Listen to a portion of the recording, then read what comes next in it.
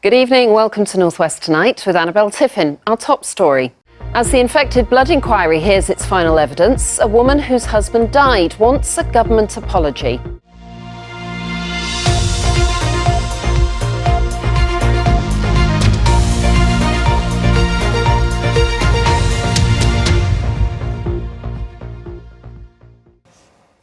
A widow from Manchester whose husband died after getting contaminated blood says she hopes to get an apology from the government.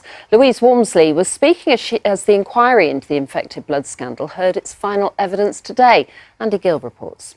Ray Walmsley, who was originally from Huyton on Merseyside, contracted hepatitis C from contaminated blood in 1991. He died in 2018. The blood inquiry heard its final evidence today. And at her home in Manchester, Ray's widow Louise told us what that means to her. It's a huge milestone. It's a day where I feel really sad because the inquiry started just a few weeks after my husband Ray died. So all I've known since Ray died is the inquiry. It's been that the whole inquiry has been a cathartic process. I hope, and I have confidence actually in the inquiry team who are amazing.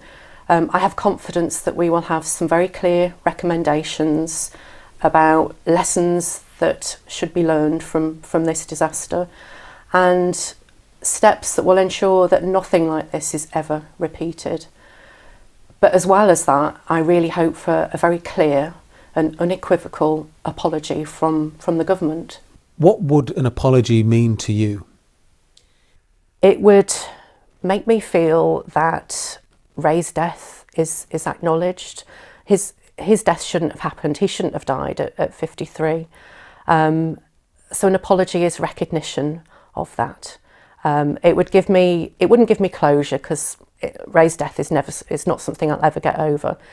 But it will give me some sort of peace, and that's what I want. Another North West victim of contaminated blood was Nicola Leahey from Lancashire. She was also infected with hepatitis C. She wants the government to act quickly on any recommendations because so many victims are ill. There's people dying all the time, and we want as many people as possible to actually hear the end of the report and have confidence that we're going to have some justice. The Mayor of Greater Manchester, a former Health Secretary, today repeated his call for prosecutions over the scandal. I called this a criminal cover-up on an industrial scale when I called for the setting up of this inquiry, and I stand by those words tonight. The inquiry recommended interim compensation payments for some affected, and some, like Louise, have received them. But for her, this is about justice, not money.